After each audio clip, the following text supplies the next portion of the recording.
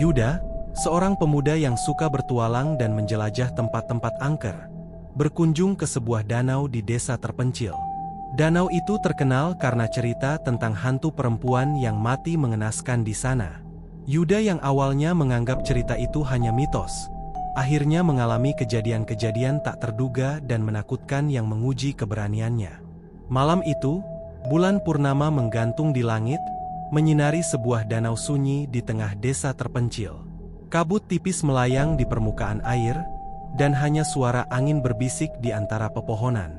Yuda menatap danau itu dari kejauhan. Ada perasaan tidak nyaman yang menjalar, seolah ada yang mengawasi dari dalam kegelapan. Di tengah keheningan, terdengar suara tawa perempuan, pelan dan menggema. Suara itu terdengar jauh, namun merambat jelas di telinga Yuda. Yuda mendekat ke tepi danau, memeriksa air yang tampak berwarna gelap dan dalam. Tiba-tiba, bayangan putih melintas di permukaan air. Tiba-tiba, suara perempuan yang lembut dan menyeramkan terdengar jelas di belakang Yuda, memanggil namanya. Yuda merasa jantungnya berdegup kencang. Ia yakin, ia mendengar seseorang memanggilnya. Tapi, siapa? Suara perempuan kembali terdengar, kali ini lebih dekat, seperti berbisik tepat di telinganya. Yuda tak tahan lagi. Ia berlari menjauh dari danau, namun suara itu terus mengikuti, seolah tak ingin melepaskannya. Ketika Yuda menoleh, sosok itu menghilang. Tapi tiba-tiba, ia merasakan dingin yang menusuk dari belakang lehernya. Ia melihat sosok perempuan itu tepat di belakangnya, dengan wajah penuh luka dan tatapan kosong. Yuda mencoba menguatkan diri dan menenangkan napasnya yang tersengal-sengal. Namun suara tawa itu muncul lagi, bergema di antara pepohonan. Di kejauhan, sosok perempuan itu muncul lagi, tapi kali ini lebih jelas. Ia terlihat mengambang di atas permukaan air danau, seolah menatap Yuda. Yuda ingin berteriak, namun suaranya tertahan. Kakinya gemetar, dan tubuhnya seolah tak bisa digerakkan, tertahan oleh tatapan perempuan itu. Di dalam hati, Yuda mencoba berdoa, berharap ini semua hanya mimpi buruk yang segera berakhir. Namun suara perempuan itu kembali terdengar. Kali ini lebih keras dan jelas, "Mengapa kau datang ke tempatku?" Perempuan itu melayang mendekat, wajahnya mulai terlihat lebih jelas. Bekas luka mengerikan menganga di wajahnya, dan matanya yang kosong memancarkan kebencian yang dalam. Yuda ingin melarikan diri, namun kakinya seolah terkunci ke tanah. Ia hanya bisa memejamkan mata sambil berharap semua ini segera berakhir. "Kau harus membayar."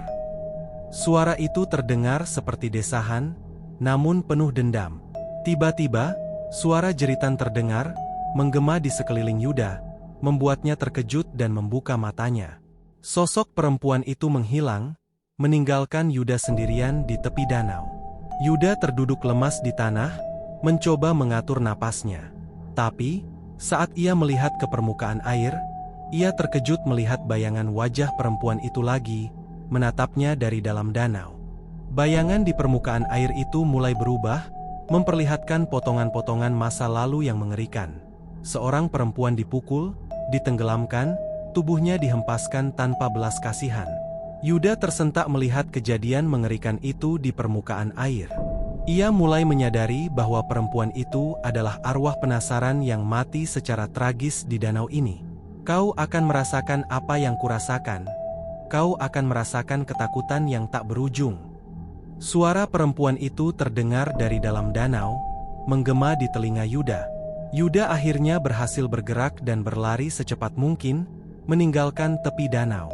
Namun setiap langkah yang ia ambil terasa semakin berat, seperti ada sesuatu yang menariknya kembali. Sesampainya di jalan menuju desa, Yuda merasa ada tangan dingin yang menggenggam lengannya, menariknya kembali ke arah danau. "Kau tak bisa lari dariku, Yuda." Suara itu terdengar jelas di telinganya, seolah berkata bahwa ia telah terikat pada arwah itu selamanya.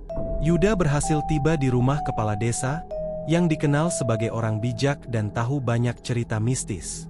Dengan tubuh gemetar, Yuda mengetuk pintu dengan keras. Kepala desa membuka pintu, dan melihat Yuda yang tampak ketakutan. Kamu bertemu dia, kan? Tanya kepala desa dengan nada serius.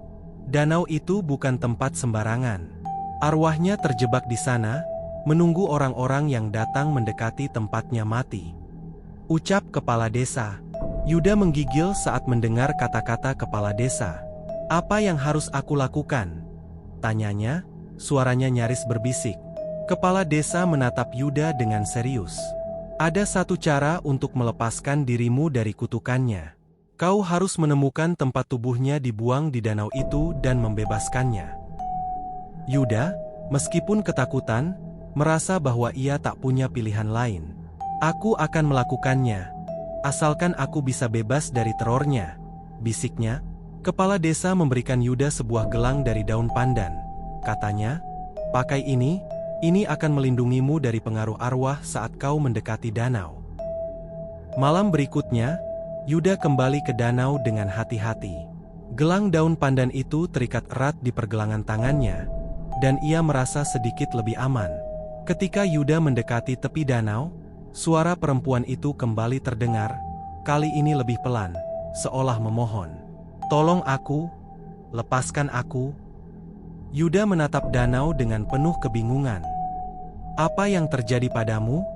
Bisiknya lirih, berharap arwah itu bisa mendengarnya. Dengan hati-hati, Yuda mulai melangkah masuk ke dalam air. Kakinya merasakan dingin yang menusuk, seolah-olah danau itu penuh dengan energi gelap yang siap menariknya ke dalam. Tiba-tiba, bayangan perempuan itu muncul di permukaan air, tepat di depannya. Matanya yang kosong menatap Yuda dengan pandangan penuh luka. Yuda berhenti dan memandang balik ke sosok itu. Apa yang bisa kulakukan agar kau tenang? Tanyanya sambil gemetar. Suara perempuan itu terdengar, sangat pelan dan terisak. Temukan aku, di dasar danau ini. Bebaskan aku dari kegelapan. Yuda merasa jantungnya berdegup kencang. Dengan napas berat, ia memutuskan untuk menyelam dan mencari jasad perempuan itu. Mungkin ini satu-satunya cara untuk mengakhiri semua teror ini. Saat tubuhnya masuk lebih dalam, kegelapan menyelimuti penglihatannya. Suasana terasa semakin menakutkan, seolah ada sesuatu yang mengawasinya dari kegelapan air.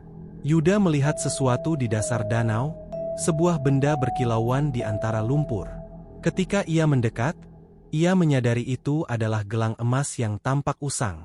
Tiba-tiba, dari dalam lumpur, terlihat sepasang tangan pucat yang mengerikan, meraih pergelangan tangan Yuda, mencoba menariknya lebih dalam. Yuda berusaha melawan, mencoba menghempaskan tangan-tangan itu, namun genggamannya sangat kuat.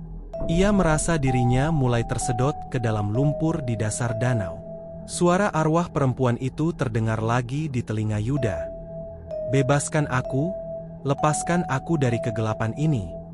Suara itu semakin mendesak, menggema di pikiran Yuda. Dengan sisa tenaganya, Yuda berusaha mengumpulkan kekuatan.